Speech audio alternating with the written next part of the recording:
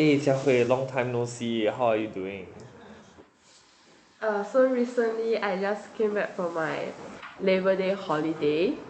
Yeah, so just hanging around. Oh, wait, so you are still a student? What are you studying here? Year 3 student studying communication in Fudan University. I heard you are in the same school as me. Oh, yeah, I'm in the School of Economics. Oh, but you're in year 3 now, right? I thought that usually year 3 students will be doing internships. Oh yeah, there's a compulsory internship period during summer break, and then we have to choose our own companies that are in line with our course for a Oh, period of 4 months. oh, okay, sorry. So what's the job that you're actually looking for that could be related to kind of your major? I'm more interested in public relation fields. So, for example, like crisis management and crisis relations. So I'm still looking at maybe PR agencies because I feel like brand brand PR is a bit harder to get in. Like they have their own SOP and stuff, and I think it's a bit harder uh to fulfill their requirements. Oh, so what do you mean by them having their own SOPs? Because I feel like PR. So I have a friend that, like, his wife opened a PR agency, and then what she told me is that like brand PR, like the department actually is very strict because they have their own system and stuff. But then, cause PR agency maybe they are more flexible because they have a lot of different clients, so they have to adapt to different PR. Like, I also not too sure because I haven't really entered this field yet. Yeah. Well, have you tried like internships in this area yet? Or is this just an area you want to venture into but still looking for opportunities here? So in year one, I did a media monitoring internship. Yeah, then that company was mainly focusing on like analyzing like media patterns and analyzing like their sentiments, and then we have to do like sentiments report, and then we will send to like the ministry. I did this internship in Singapore. Yeah, so actually it's kind of similar to what I want to venture in, but then I think it's public relation is a more specialized skill because I feel like that time like my internship wasn't very um specialized in some sense. Oh, that's cool, that's cool. But Yeah. how's the, work hours in media industry? Like, cause I'm in like finance, economics area, so we tend to work maybe 12 hours a day or even more. So not sure about the media, cause sometimes if you're following some news, so you need um to be awake in the middle of the night to catch what's happening in the US, in the Europe. So I'm not sure if this is something that that is aligned with your future career aspirations, the area that you want to venture into. Actually, what you said was it's quite accurate. So the media industry, cause they need to capture, like they have to be, like they have to keep analyzing like this kind of media patterns and like um immediate news so that they can update their reports and stuff. So that time my internship there were like two shifts. One is morning shift, one is night shift.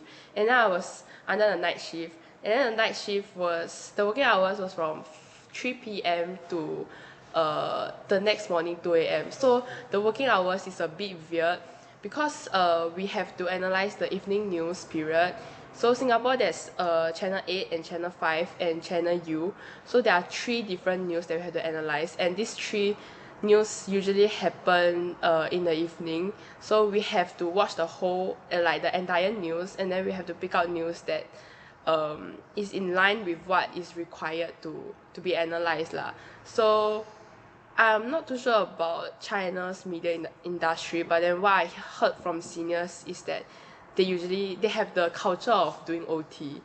Yeah, so actually that's one thing that I don't really like about. So I feel like going into so if I want to venture in this kind of industry, I am not very interested in China media companies.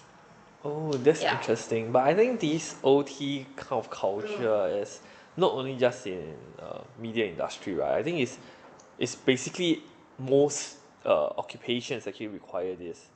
Yeah, but do you have to work on weekends then? Weekends, actually, I'm not too sure, but then for my past internship experience, it was quite flexible, so I can choose my own work time. So 1 week I can just choose 3 to 4 days. There are more, um like that I have the time to do work. So Conrad, I heard you have many internship experiences. Like I wanted to ask you, like if you can give me some advice on how to find internship. Oh, but I think based on what you mentioned earlier, you're not really interested in working in a Chinese media company, right? So you're looking more for a foreign firm. But are you planning to look for all these opportunities in China, or do you want to go back to Singapore to find a job? I mean, for the upcoming internship that I have to do, I will probably do it in China first because I'm already here for like 3 years, but actually I haven't really entered the workforce in China. So I'm quite curious about what I can learn and what I can take away from like China media companies. And then because I'm quite new here, like in terms of working experience, so I don't really know what kind of platform should I go look for jobs. So what platform do you usually use? I think because for me it's a bit different. I would say finance, the area of finance is very different from probably media, communications, journalism, etc.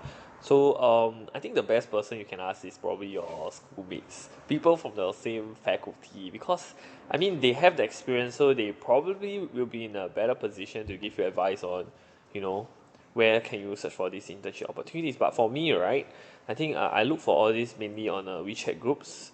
So for example, my seniors, they used to have this like groups of about 500 over people. So in these groups, what they will do is that they will just share information about job posting, etc. So again, I think it's more of finding someone to continue or take over their current position. So they want to look for someone in their own school because that's someone they trust. They believe that the standard of education, the environment will be conducive enough to train an individual that is good for the job. Therefore, based on my own experience, they would rather hire someone that they know and or rather someone within the same school. So that's how they do it. They just post on the WeChat groups, and then we take a look. If we like it, we just apply it. And the best is if you know someone or you know the person currently in that role, you can always ask for a referral. I think that works best here in China because I came across some situations whereby, or rather some past experiences whereby I applied for a job. I was actually overqualified for the job, but they rather chose someone who was super underqualified, was because of relations between that particular person and the guy currently in that role. So again, back to your question, like where can you find, again, WeChat groups I think is a very good option, or you can always speak to your seniors, people in your faculty. Actually, I heard from my advisor and my faculty. He actually mentioned that you can always ask your professors for help. So apparently, some of these professors, they actually have connections with the private sector, public sectors, because they work with them for their research, um, for their research area. So what they do is that, or rather, what I heard is that you can do is that you can speak to these professors. Maybe they can link you up with someone they know, and they are looking for interns. That's where you can actually go and get a referral. Yeah, so I also heard from another. I used to apply for one of these companies as well. So what the HR actually told me was that because you are in this university, they have this very specialized kind of a department that trains students to do certain stuff. They say like, if you can actually get yourself there, then your chance of getting hired in this particular role, a quantitative role, will be way higher because they trust the people who are trained from there. So again, I think talking to professors will probably help a bit. Otherwise, there are always applications here that you can actually use. I mean, when LinkedIn wasn't banned in China, I mean it was a very good platform because everyone was socialized there. You can look for jobs. I mean, you still can look for jobs there, but I would say the features between LinkedIn China and the rest and the global version is pretty different. So again, I wouldn't recommend using it right now because I don't really think that most companies here actually use it anymore. I mean, there are still postings, but there isn't that much. But there are other applications as well. So for example, the one I can think of maybe Boss. There's this application called Boss. So from there you can actually find a employer or position that you like, and instead of just submitting your resume, you get to start a conversation with the recruiter. So by speaking to the recruiter, if he's interested in your profile, he will request a resume from you, and yeah, then from there you can, if he likes your resume and stuff, he will actually contact you further to discuss, more about different prospects and etc. Yeah. Oh, so you have worked in both China and Singapore. So what do you think is the biggest difference? I'll say the biggest difference, firstly, is definitely the language. Because again, working in China, everyone expects you to be speaking in Mandarin. So, I mean, if there are certain aspects of the job whereby it requires certain types of language structure. For example, for example, when you're writing a research proposal, you need it to be in academic style writing, so style of language style, right? um it is difficult to catch on at first, so probably need to read a lot, need to start to practice a lot, and then once you get the hang of it, I think it doesn't it will be very easy for you to catch on after that. So I think that's the one of the biggest difference. So firstly is definitely the language barrier. Secondly is the culture, because I would say although in Singapore whereby we are ethnically Chinese, the culture between us back at home and here is vastly different. The reason is because that I would say in Singapore everyone is pretty much westernized, so it's more of they value a more open communication, a more open culture, unlike here. So if you are working in the work environment here, of course you need to adapt to the situation here, the work environment here. And I would say the best way to do it is just to talk to more of your colleagues. Some of them might be more close-minded because maybe you are foreigner, you don't understand them, and they're not that willing to teach you. But I would say at the workforce, in the workplace, you can always find someone your age, find other interns, find those who actually started the job not too long ago. I think those are a very good place to start, because they understand where have you been, uh, and they are probably in a better position to advise you on what to do. So I think these two, language as well as culture, are definitely the most biggest difference. But there are of course others, such as technological advancements, etc. So these technological advancements refers to things such as the applications that you use for your work. So for example, back in Singapore, when we are doing any data analysis, etc., if we are talking the most basic, we use Microsoft products, Microsoft Office, Microsoft Excel, PowerPoint, Word, etc. But over here, they actually use more of this application called WPS. The thing is that WPS is probably the same as Microsoft, but the thing is that there are still some differences. So for example, shortcuts, etc. People here don't really, at least to my observations, they don't really use much shortcuts. So they are doing things very manually, and they don't get to use like macros in WPS. Or maybe that's something that I don't know, but based on my experience is that they don't really do macros here. So it makes the job more labor intensive as compared to when you are using Microsoft. Back in Singapore, when you're working there, even as an intern, they expect you to do a lot of automation to make your job easier, to increase your efficiency. But here, I guess they do not really emphasize on that, such that they don't really require to do any automation in a particular role. They feel like, for example, some automation should be done by the techs, for the technological role. So as a non-technological role, they wouldn't expect it from you. But I would say every job is different. Maybe that is from finance, but I wouldn't say that's the same for all kinds of jobs here, or all kinds of roles. So I would say it really depends on your industry, your role. So the best person to talk to is, again, probably your own people from your own faculty who has actually done internships, etc. So they would be a better person to actually advise you what to do. So I understand your point now, but then I have a question like, is there a difference between writing a resume for Chinese companies or like compared to Singapore companies? Because I heard from some friends that like Chinese companies they focus more on your academic achievements, and then Singapore companies look at more of your like work experience. Is that true? Oh yeah, that's very true. So, when I'm doing my resume, I actually have two versions. One is the English version where I apply for, let's say, foreign firms, and another one will be a resume for Chinese firms. Of course, firstly the language, right? One has to be in English, one has to be in Chinese.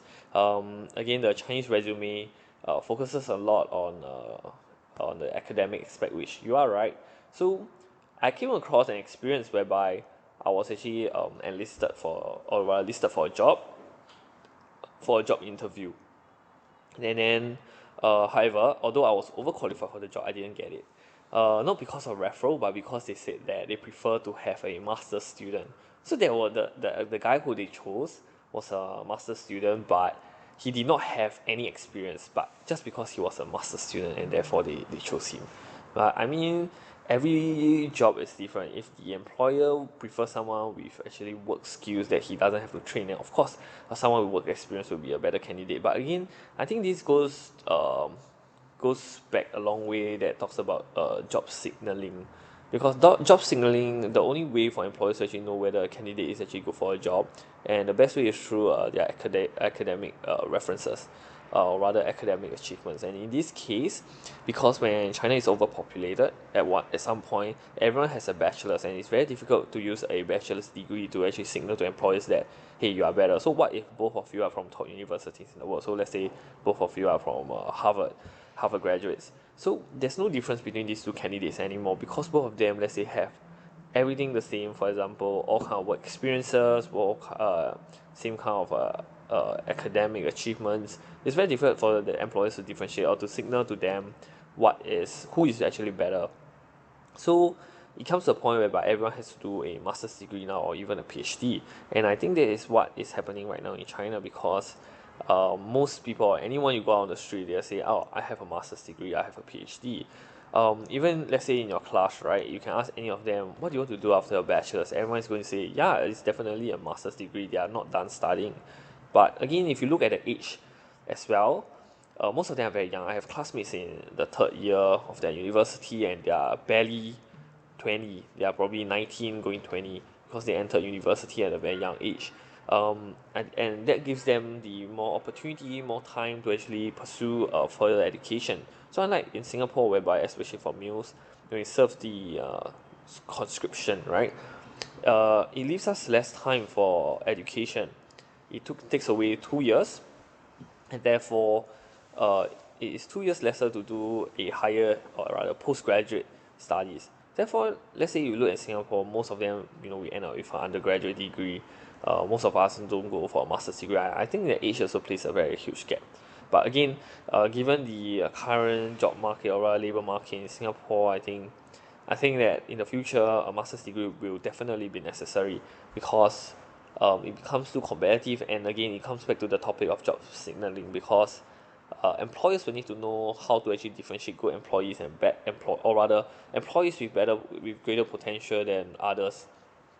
And the best way to do so is, again, academic references. So, but I think that having this kind of different academic achievements, or different level of education, also kinds of plays a role in a person's salary. So it, it actually acts as a motivation as well for some people to gain higher education qualifications, because again, it entails to higher salary, right? But I'm not sure what's the situation in the media industry. So how much money do you think a decent salary is for someone in the media industry, and like what's the range? Do they include like bonuses, compensations? How are they actually graded for their work? So actually, the salary for my course actually, it it gave me quite a culture shock at first. So in Singapore, like a graduate from Wikimbi, which is a school of communication in Singapore, and then their starting pay range from about 3.5K to 4.5K SGD. which is quite average pay, but then I think for now it's quite below the average pay in Singapore also. And then so I kind of expected like the same level of salary range, because Fudan is also the top university in China, so I thought they will look up to graduates from uh, this kind of school also. But then what I learned from my senior was that the starting pay range from about 8K to 9K RMB, which is only about 1.6K SGD when converted back to Singapore currency, which is a very very low starting pay, especially for graduates. So I think the pay that I can get in China also plays a very huge role whether I will stay in China to work in future. So actually I feel like because of this, like because knowing that the pay is so low in China, I might pursue a master degree maybe in the Western country, because I feel like studying media in China society definitely make me learn a lot, but then it's more of the Chinese culture, and then I want to kind of integrate the Western culture like behind the communication industry also. So I might want to pursue a master degree, not only to maybe to to delve further into this course of study, but I also want to, of course, have a higher pay like when I graduate from with a master degree. Yeah. So And that's very interesting, but do they cover any compensation or bonuses in the media industry? So for example, for every coverage you do, and then they will probably give you a certain percentage. So for example, in the finance industry, of course, a lot of people live off the compensation because it's a very huge aspect of their monthly, take home salary. So I'm not sure if that's the same for the media industry. for from what I know, I don't think there's a compensation fee that is given, because the industry that I'm interested in is not actually in the news industry. So like writing news and being a reporter is not what I want to pursue in future also. So I think I might want to uh pursue a master degree that is more specialized, because I feel like the communication field is actually very very big. So there's psychology communication, there's governance communication. So I want to maybe perhaps choose a specific role, a specific industry or like field that I can maybe find my interest in. Yeah. Oh, that's very cool. But I'm also very curious, right? So, in the media industry, when do people actually retire? So, for example, let's say if you talk about government service, people probably retire around 60. But I'm not, but the finance, right? You see people up to 70, they're still working, they're having their own funds, they're managing their own money, etc. So, basically, they're entrepreneur, right? So, their retirement age is actually limitless, so they can retire whenever they want. But I'm not sure about the, you know, media industry. So are you referring to the Singapore media companies or the China? Because I feel like there's a very big gap. There's a very big difference between these two societies. So for Singapore, for example, SPH, I think the retirement age is around 50. I think I'm not very sure about the specific age, but then because of Singapore governance policies also, I think it is a bit easier to retire at an earlier age. But then I feel like in China company, everyone is working so hard, and like there's no stop or like time to rest. So I feel like the retirement age in China is definitely much later than Singapore media companies. So for myself, because I'm still trying to figure out where I want to pursue my master degree, and also where I want to work in future. So I haven't really thought about this retirement age. Do you have an idea like what age you want to retire at? Oh, I'm not very sure about that yet. I think I'm still too early in the career to be thinking about this. But Of course, to retire probably need to have a backup plan. So, for example, what to do after retirement because probably it's going to be very boring. And also you need the money to actually sustain yourself after retirement, right? But from my own observations is that in Singapore, people or rather in the people in the finance industry, whether it's in China, whether it's in Singapore or in any part of the world, they tend to retire pretty late because after experiencing or rather undergoing certain training or gaining a sufficient experience in uh, multinational cooperation, most of them tend to venture on their own, meaning to say they join a small private company that manages a small amount of fund or some even a large amount of fund. So it really depends on their preferences. And from there, it gives them more freedom and more time to do the things that they want.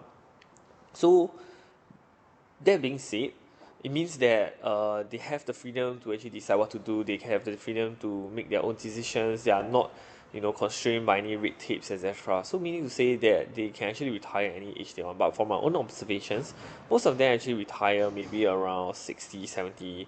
And the common consensus is that they actually retire when they feel like they have enough money. And meaning to say they don't have to worry about any expenditure in the future until they die, right? So they want to have enough money to allow them to spend without thinking, meaning to say that they can buy anything they want without looking at the price tags.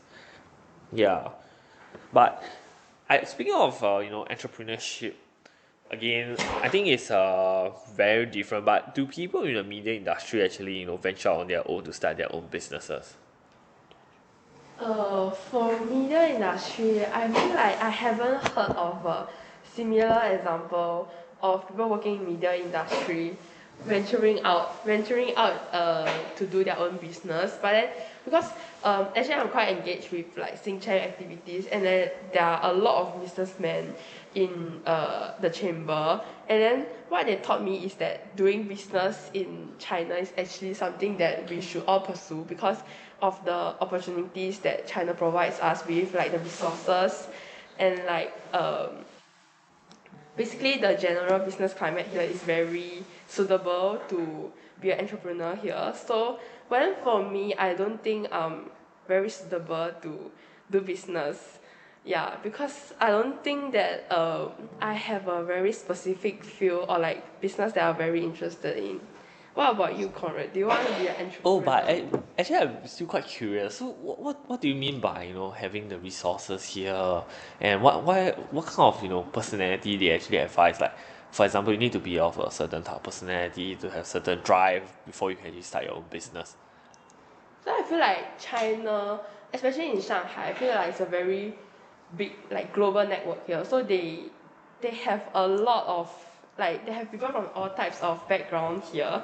So I think like one of them actually suggested that at our age we shouldn't choose like who can be our friend because you never know like um uh how useful of a connection they can be in future. So I feel like personality wise, I don't think there's a specific personality that China people have here, but I feel like definitely um, because you also have a lot of working experience here, I believe that you also know that China compared to Singapore have more opportunity in terms of having connections of like from various backgrounds. What do you think? I think that's pretty true to a small extent actually. So I think again, still qualifications play a very huge role. Getting the people to talk to you or getting ways to actually talk to other people to make that connection actually also matters. But it doesn't mean people in the media industry need to make like all these kind of connections to actually get all this news firsthand.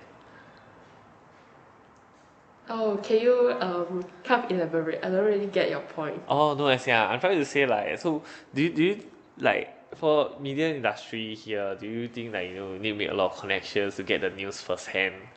Oh, definitely. So that time I was engaged in a local, like Singapore, broadcasting company, and then I was kind of a reporter for some time, and then I feel like I really learned like the people that I interview actually vary from like businesswoman to maybe students. So I feel like being a reporter definitely can make you gain a lot more connections from like people from various backgrounds.